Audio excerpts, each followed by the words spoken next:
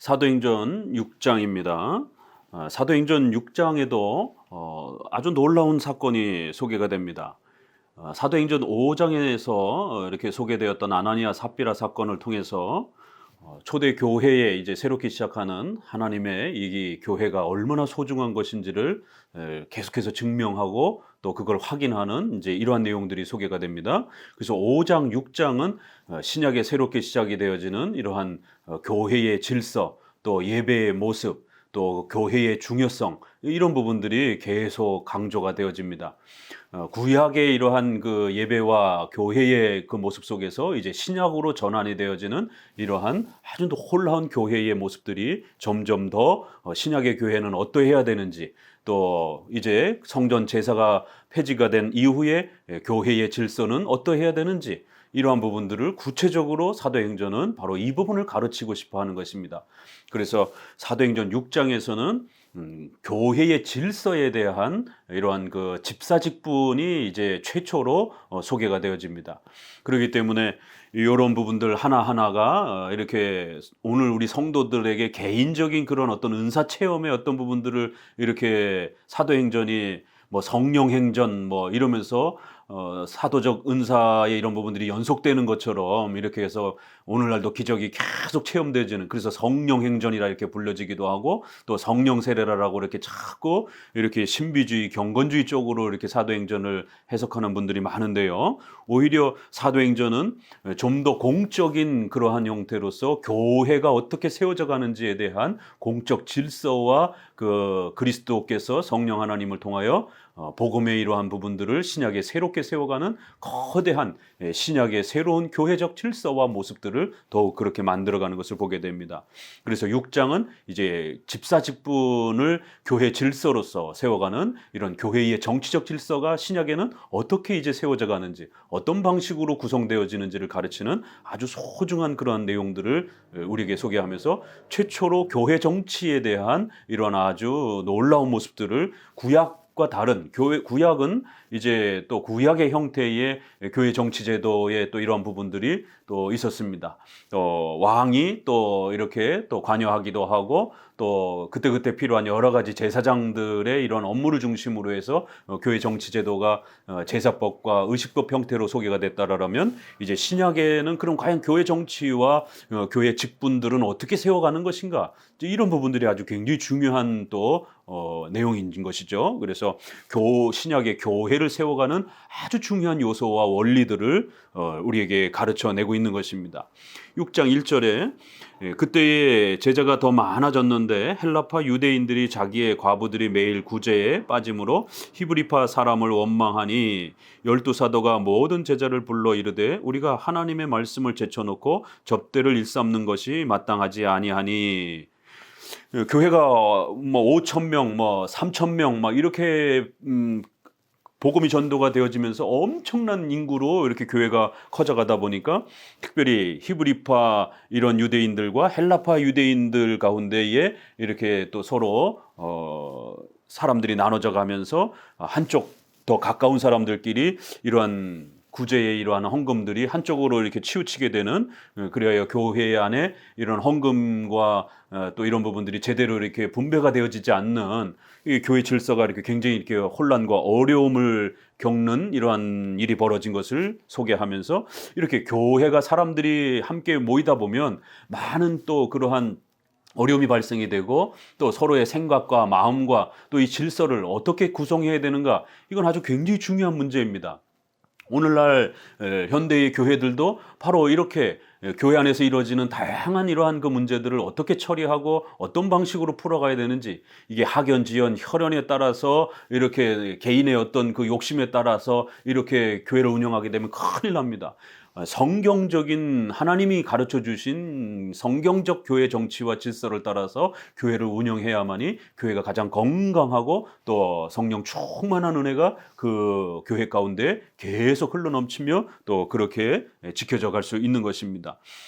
그래서 칼빈은 교리가 이제 우리의 그러한 이 소중한 뼈대라면 이러한 교회 정치는 그 뼈를 지탱해 줄 수 있는 그러한 힘줄과 같이 없어서는 안 되는 아주 소중한 하나님의 교리를 지켜가고 하나님의 교회의 신앙의 순수성을 지켜낼 수 있는 또 외적인 아주 소중한 울타리가 되어줄 수 있다라고 이렇게 권면하면서 성도들은 교회 정치에 대한 부분에 있어서도 성경적인 교회 정치를 회복해 가는데 온 힘을 기울여야 된다라고 이렇게 권면합니다. 그래서 사도행전 6장은 이제 앞부분에서는 복음의 신앙의 이러한 중요한 원리를 가르쳤다라면 예배적 질서의 사도행전 2장 42절에 네 가지 원칙을 이렇게 신앙의 내용의 원칙을 가르쳤다라면 이제 6장에서는 교회 정치와 교회 질서에 대한 부분들이 어떻게 구성이 되어야 되는지를 또 이렇게 한 번 더 소개를 해주는 것입니다. 그래서 이 구제 부분들이 이렇게 서로 불평 불만이 쌓이다 보니까 사도들이 이 일을 해결하기 위해서 어떻게 풀어가는가 보세요. 3절에 형제들아 너희 가운데 성령과 지혜가 충만하여 칭찬받는 사람 7을 택하라. 우리가 이 일을 그들에게 맡기고 우리는 오로지 기도하는 일과 말씀 사역에 힘쓰느니라 하니, 사도들이 이 일을 어떻게 이제 이 기초와 질서를 세워줬느냐면 사도들의 이러한 그 역할들은 기도하고 말씀을 전하는 이 일에 전담되어져야 되고 헌금을 걷고 이 헌금을 가지고 가난한 자들을 도와주고 또 봉사하는 일들을 이러한 그 실무적인 이러한 부분들은 좀 더 다른 직분자들을 세워서 그러한 일들을 할 수 있도록 직분이 구별되어야 된다라고 하는 이 놀라운 이제 직분의 구별이 나타나는 것을 보게 됩니다. 이 사도행전 6장을 집사를 이제 세워가는 이런 질서에 있어서 이 6장의 이 집사를 오늘 교회 정치에 있어서 집사 직분의 어떤 근거로 해석하는 해석이 있고요. 또 이 집사 중에 스데반이라든가 몇몇 사람들은 복음을 전하는 또 이러한 이 뒷부분에 보게 되면 소위 신약교회의 사도들, 그 다음에 선지자, 또 그 다음에 디모데처럼 사도는 아니지만 복음 전도자와 같은 사도와 또 그 다음에 목사의 그 중간쯤에 있는 그러한 특수직이 있습니다. 그래서 복음 전하는 자, 뭐 보통 이렇게 표현하기도 하는데요. 준사도 이렇게 표현하기도 하고요. 그래서 사도, 또 그 다음에 선지자, 또 그 다음에 복음 전도자, 이렇게 준사도 역할을 하는 이제 이런 세 직분은 이제 중단이 되어져 갑니다. 대신 이제 뒷부분으로 신약에 가게 되면 바로 이 말씀을 가르치고 기도하는 일은 목사, 장로들을 세우고 그 장로 중에 특별히 가르치는 사역을 감당하는 목사가 감당해야 되는 목사 직분으로서의 또 이런 직분의 구별이 생기는 것을 보게 됩니다. 그래서 요 6장을 집사 직분의 그러한 근거 구절로 이렇게 교회 정치에서 잡기도 하고요. 또 스데반은 물론 처음에는 집사로 부름받았지만 뒷부분에 디모데처럼 복음 전도자처럼 준사도의 역할을 하는 사도행전 7장에 보게 되면 바로 스데반은 또 다른 사역을 설교 사역과 같은 그런 사역을 합니다. 그래서 나중에 스데반은 복음 전도자로서 다시 또 이렇게 사역을 받은 것으로서 또 이렇게 해석하기도 합니다. 왜냐하면 여긴 분명히 집사로서 이렇게 뽑아놨는데 그 집사가 7장에 가서 전도자 역할을 이렇게 하기 때문에 그러면 집사가 이런 말씀을 전하는 이런 전도자로서의 직분의 권위를 가질 수 있느냐, 이제 이런 해석에 어려움이 있게 됩니다. 그래서 6장의 이 부분을 집사 직분의 근거로 해석하는 분도 있고 아니다, 이거는 스데반 때문에 집사 직분의 어떤 근거가 아니지 않느냐, 이렇게 이거는 오히려 말씀을 전하는 목사에 준하는 어떤 그러한 직분 아니냐, 이렇게 두 해석이 있는데 우리 장로교회 개혁파는 칼빈을 비롯해서 요 6장은 집사 직분의 아주 중요한 근거 구절로 해석을 했고 그러면 이 스데반은 어떻게 되느냐라고 했을 때 스데반은 나중에 추가적으로 복음 전도자로서 다시 한번 더 그렇게 부름을 받아서 준사도로서의 그러한 역할을 감당하는 거로 그렇게 해석을 해줍니다. 자, 그래서 최초의 말씀 전하는 자들과 교회의 이러한 그 봉사 직분을 하는 두 직분이 구별이 되어지는 이런 아주 교회 정치의 아주 중요한 면을 사도가 이렇게 또 세워 가는 것을 보게 됩니다. 여기도 보게 되면 은사 체험이라든가 무슨 이런 성령 세례라든가 이런 게 아니라 성령으로 충만한, 지혜가 충만하고 성령으로 충만한 이 부분만 이렇게 언급을 하는 것을 보게 됩니다. 그리하여 이제 사람들이 또 역시 여기도 사람을 선택하여 사도들 앞에 세우니, 성도들 앞에 이런 부분이 아니라 사도들 앞에, 그래서 계속 이 부분이 강조가 됩니다. 그리하여 이제 사도들이 기도하고 그들에게 안수하니라, 이렇게 해서 최초의 임직식 개념 비슷한 내용이 이렇게 소개가 됩니다. 그래서 목사, 또 우리가 장로, 그다음에 안수집사, 이런 분들은 이렇게 임직식을 통해서, 특별히 안수를 통해서 직분을 구별을 합니다. 교회 정치, 장로 정치에 있어서는 항존직이라고 해서 목사, 장로, 안수집사, 이렇게 이 세 직분은 교회가 존재하는 한 영원히 하나님이 존재하도록 그렇게 세워주신 영구직, 항존직이다라고 이렇게 표현을 하고, 또 그렇지 않은 1년 단위로 이렇게 임시로 세우는 직분을 우리가 임시직이라 이렇게 또 표현을 하기도 하고요. 또 사도 시대와 관련해서는 또 사도들과 선지자들과 이런 직분들은 임시직이다, 이렇게 또 표현을 하기도 합니다. 그렇게 해서 이제 보면은 안수를 통해서 직분을 임명을 하는 임직식이라고 하는 이런 아주 교회 정치에 있어서 아주 핵심인, 그래서 직분을 구별하고 또 직분자를 선택하고 또 그 직분자에게 임직식을 통해서 구별된 교회의 직분으로서의 권위를 세워주는, 이게 교회 정치의 직분론에서 아주 핵심입니다. 이게 교회론으로 넘어가면 바로 그러한 내용이 이 사도행전 6장의 최초로 교회 정치 질서, 특별히 신약에서 이제 소개되어지는 신약의 교회는 어떻게 구성되어야 되는지에 대한 아주 놀라운 그런 항존직에 대한 대상, 또 그다음에 직분, 또 그다음에 그 직분을 어떻게 세우는지에 대한 임직식의 그러한 방식, 바로 그건 안수를 통하여 그렇게 권위자들이 그 기도하고 안수하는, 이 기도와 안수를 통해서 임직식을 세워간다라고 하는 성경적 교회 정치의 직분론에 대한 아주 핵심들이 이렇게 세워져 가는 거예요. 이렇게 해서 교회의 정치 질서가 완성이 되고 나니까 7절에 하나님의 말씀이 점점 왕성하여 예루살렘에 있는 제자의 수가 더 심히 많아지고 허다한 제사장의 무리도 이 도에 복종하니라, 이러면서 결국 교회의 가장 중심은 하나님의 말씀이 바르게 가르쳐지고 그 말씀을 배우고 성도들이 그 말씀을 잘 듣고 또 실천하는, 이런 말씀을 배우고 또 실천하는 이러한 질서를 통해서 교회가 성장해 가는 것이다. 결코 교회는 무슨 이상한 집회를 한다든가 무슨 이상한 행사들을 한다든가 또 그런 신비 체험이라든가 이런 걸 자꾸 하면 안 되는 것입니다. 교회의 본질은 바로 복음을 전하는 것이고 죄사함을 가르쳐주는 것이고, 바로 그러한 신자들이 모여서 예배를 드리고 또 하나님의 말씀을 열심히 배워가는 것, 이게 교회의 본질이라는 것이에요.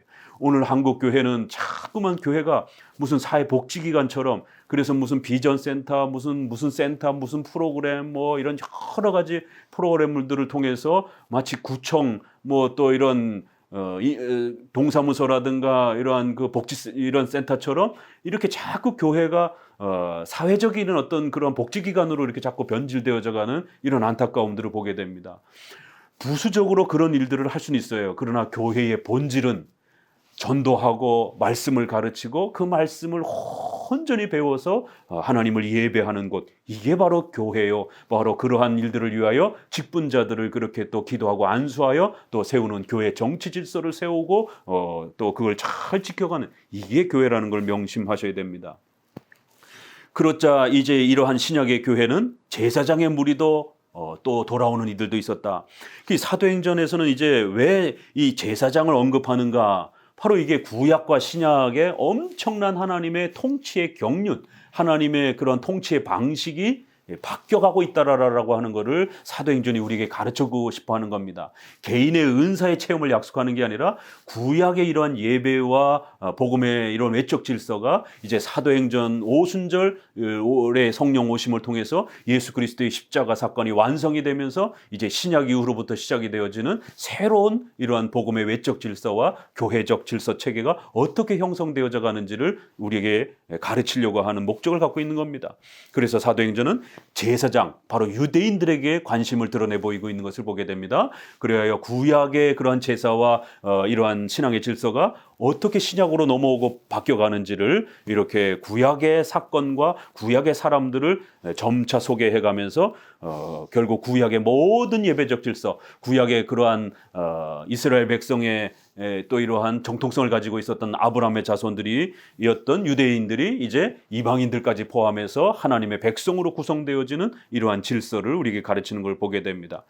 자, 그래서 이제 8장에는 스데반이 은혜와 권능이 충만하여 큰 기사와 표적을 민간에 행하니 이른바 자유민들, 즉 구레네인, 알렉산드리인, 길라기아인, 이래서 이 사람들이 바로 유대인들을 이렇게 디아스포라라 해서 이렇게 피난 갔던 여러 지역에 흩어져 있는 유대인들을 말하는 것이. 그걸 우리가 어떻게 하냐면 이 사람들이 온 사람들이 회당에서 어떤 자들이 일어나 스데반과 더불어 논쟁할세. 회당의 이러한 그 예배 모임은 유대인들만이 모여서 이렇게 하고 있었던 그런 질서를 말합니다.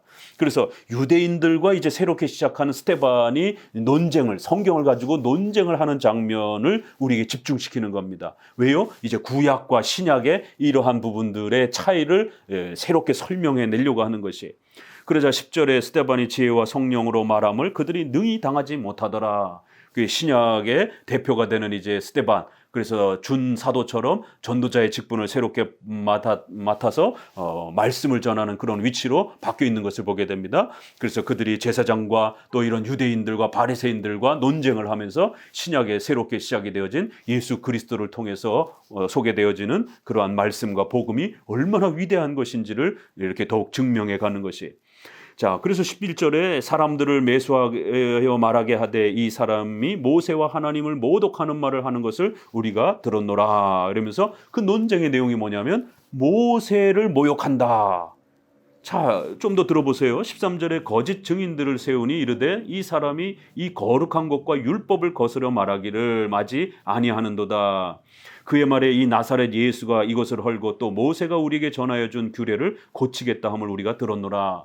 이거 예수님이 십자가에 못 박히실 때의 그 죄목이에요. 성전을 모독했고 또 율법을 파괴한다라고 하는 이 죄목을 들어서 예수님을 신성 모독죄로 그렇게 처형한 것입니다.